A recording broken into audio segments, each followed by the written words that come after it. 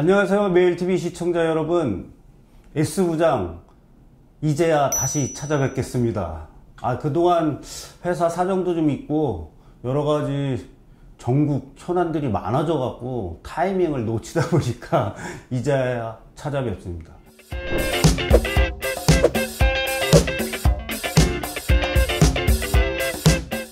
오늘은 제 20대 대통령 선거 관전 포인트 3가지에 대해서 한번 살펴보도록 하겠습니다.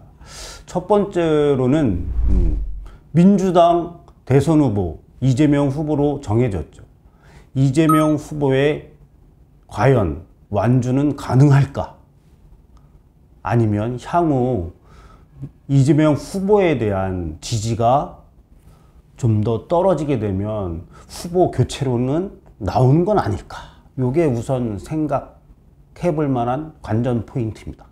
좀 이재명 후보와 이낙연 후보가 열심히 경쟁을 펼쳤는데 결국 이재명 후보가 이낙연 후보를 종합 여론조사에서 선거인단 투표에서 과반수를 넘기면서 더불어민주당의 후보로 확정이 됐습니다.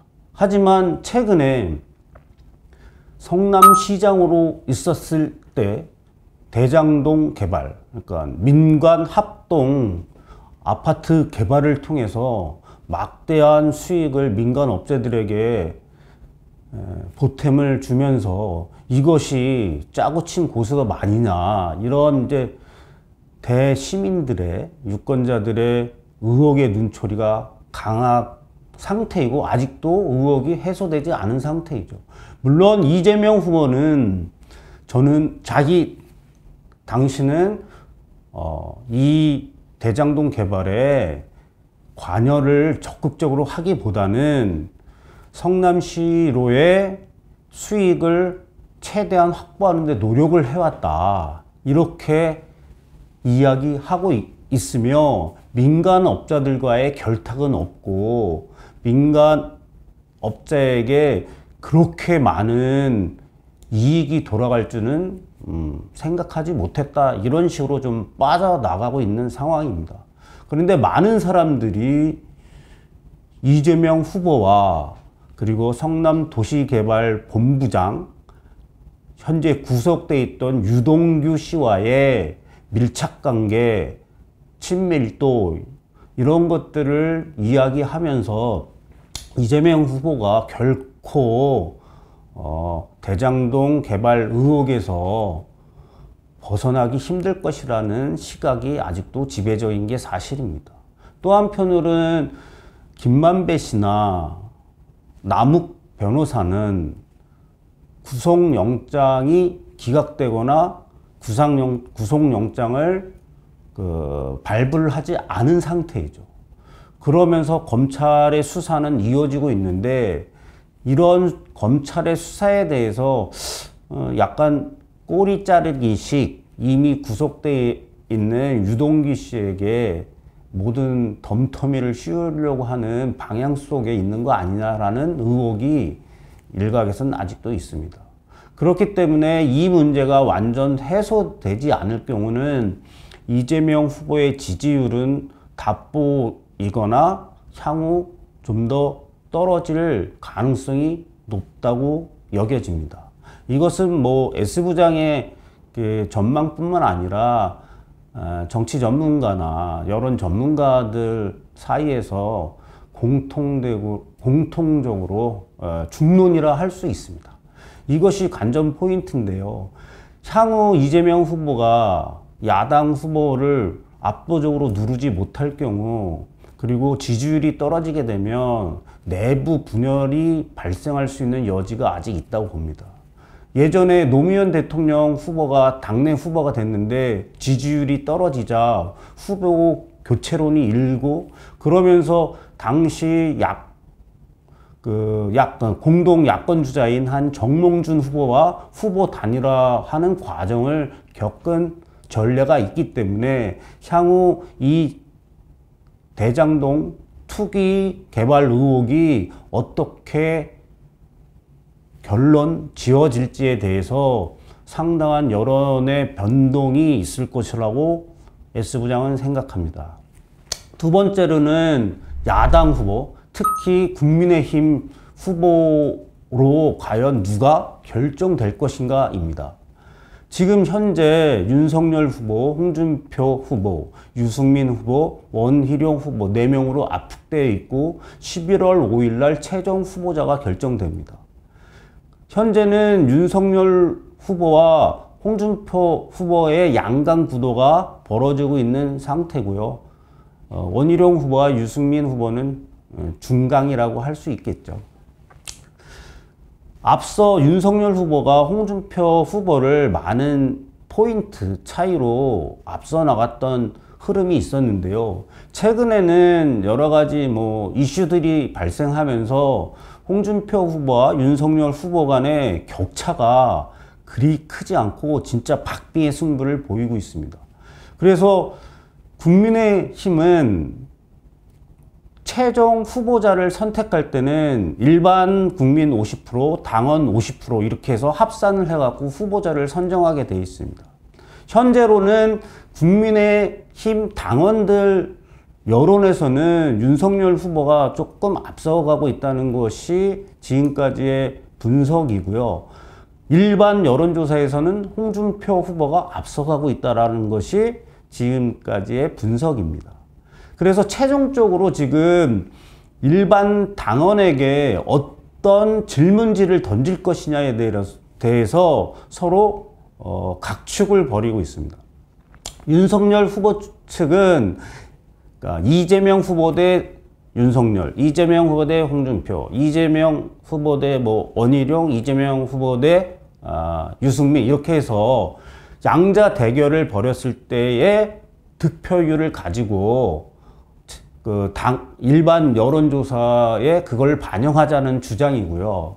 홍준표 후보는 사지선다형이라고 할 수 있죠. 가나다 순에 따라서 예를 들어서 윤석열, 유승민, 원희룡, 홍준표 4명 중에 국민의힘 후보로 누가 가장 적합한가요?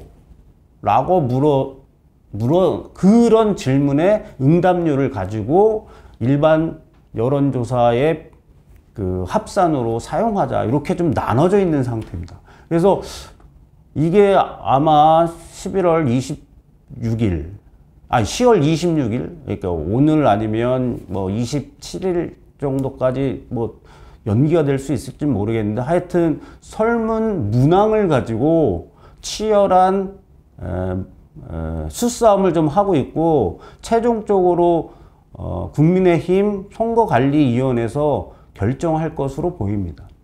근데 이 여부에 따라서 약간의 자신에게 유리한 부분들이 있어서 아주 수싸움이 계속적으로 치열해질 것으로 보입니다.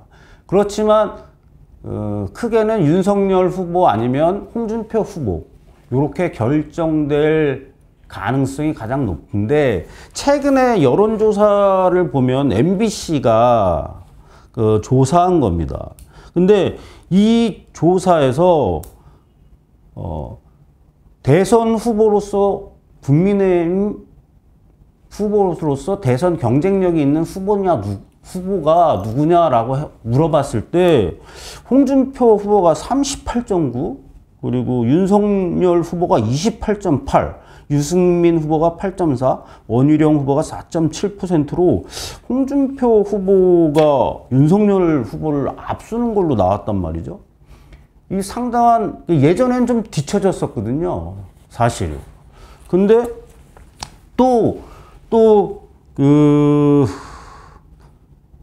윤석열 후보 측이 선호하는 방식대로 1대1 가승 대결에서도 이 여론조사에서는 이재명 대 홍준표는 38.6 대 43.7, 오차 범위 내인 5.1%죠. 그리고 이재명 대 윤석열로 했을 때 42.7 대 38.7로 홍준표 후보가 오차 범위 내에서 약간 더 이재명 후보에게 우세한 걸로 나옵니다. 물론 통계학적으로는 이게 허용오차 범위 내이기 때문에 누가 우세하다라고 단정지어서 얘기할 수가 없는 수치입니다. 근데 굳이 표현하자면 오차 범위 내에서 윤석열 후보보다 홍준표 후보가 약 1.1%포인트 앞서고 있다라고 굳이 말하면 얘기할 수 있는데, 그렇게 말하는 건 사실은 통계학적으로는 의미가 없습니다. 왜냐하면 허용오차 범위 내이기 때문에 둘 다 똑같다고 보여야 되는 게 정답입니다. 이게 S부장의 생각입니다. 아무튼 설문 문항에 따라서 윤석열 후보와 홍준표 후보의 그 격차가 조금 더 나거나 좁혀지거나 이럴 것 같아서 최종적으로 아마 뚜껑을 열어봐야 지금의 국민의힘 대선 후보가 결정될 것으로 보여집니다. 또한 마지막 세 번째 관전 포인트는 안철수 후보가 대통령 후보로 나오느냐 마느냐, 그리고 끝까지 완주를 할 거냐, 아니면 국민의힘 후보와 극적인 선거 연대를 하면서 단일화를 할 것이냐, 요게 관전 포인트다.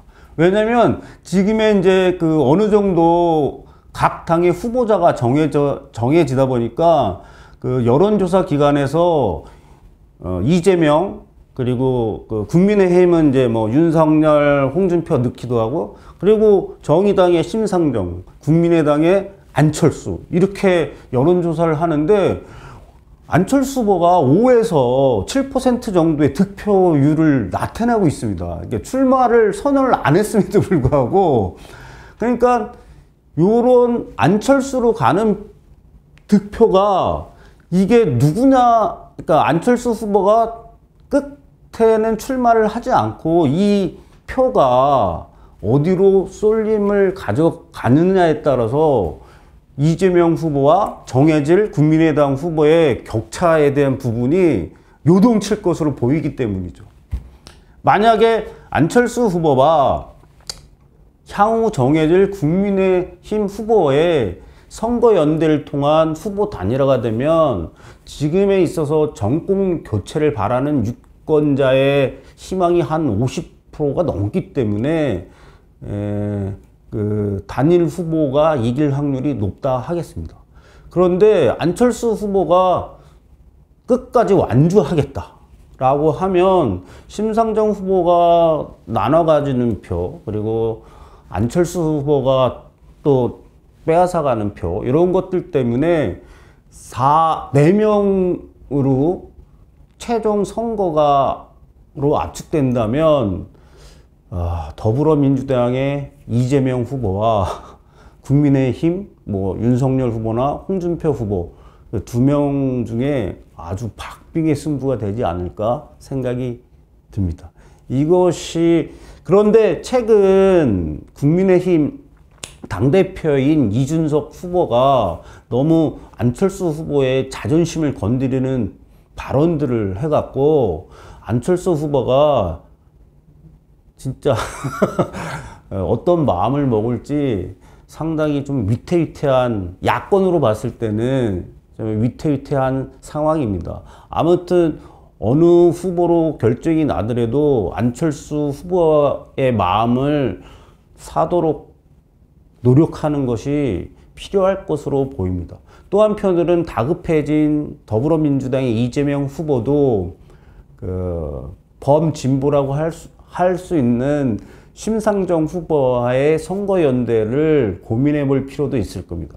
그러면 양자 간의 대결로 압축된다면 그 격차는 저는 크게 나타나지 않을 거로 보입니다.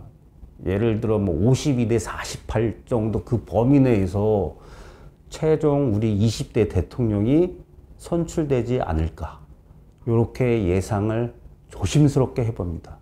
이것이 S부장이 바라보는 제20대 대통령 선거 관전 포인트, 현재까지 3가지 포인트입니다.